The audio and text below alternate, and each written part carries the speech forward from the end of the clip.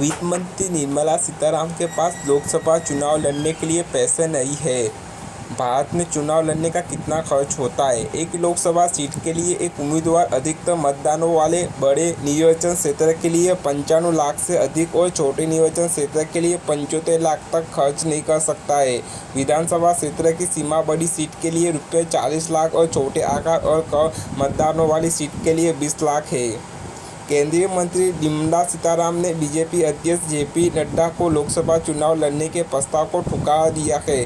सोचता हूँ क्यों? क्योंकि देश की वित्त मंत्री का कहना है कि उनके पास चुनाव लड़ने के लिए उस तरह का पैसा नहीं है। कल्पना कीजिए, यदि एक केंद्रीय मंत्री, वह भी जिसके पास वित्त विभाग है, के पास चुनाव लड़ने के लिए पैसे नहीं है, तो भारत में विधानसभा या लोकसभा चुनाव लड़ने के लिए एक उम्मीदवार को कितने पैसे की आवश्यकता होगी। चुनाव लड़ने की लागत उम्मीदवार के पास मौजूद संपत्ति पर निर्भर करती है, लेकिन भारत निर्वाचन आयोग द्वारा खर्च की सीमा भी तय की गई है।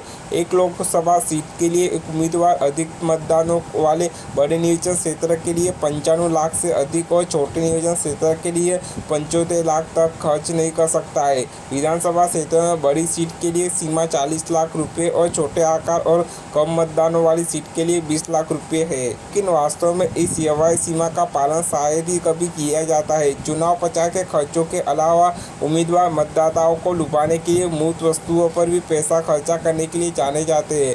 वित्त मंत्री निर्मला सीतारामन ने कभी भी लोकसभा चुनाव नहीं लड़ा है, जिसके लिए एक उम्मीदवार को व्यस्त प्रचार की जरूरत होती है।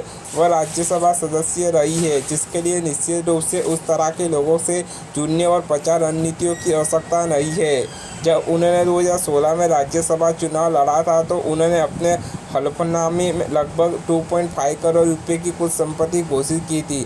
आगामी लोकसभा चुनाव में अब तक 583 करोड़ रुपए से अधिक की घोषित संपत्ति के साथ इरोड़ा सीट से एआईडीआई उम्मीदवार अशोक कुमार सबसे अमीर उम्मीदवार है। 19 अप्रैल से शुरू होने वाले 7 चरण के लोकसभा चुनाव 2024 के लिए नामांकन दाखिल करने वाले अधिक उम्मीदवार होंगे।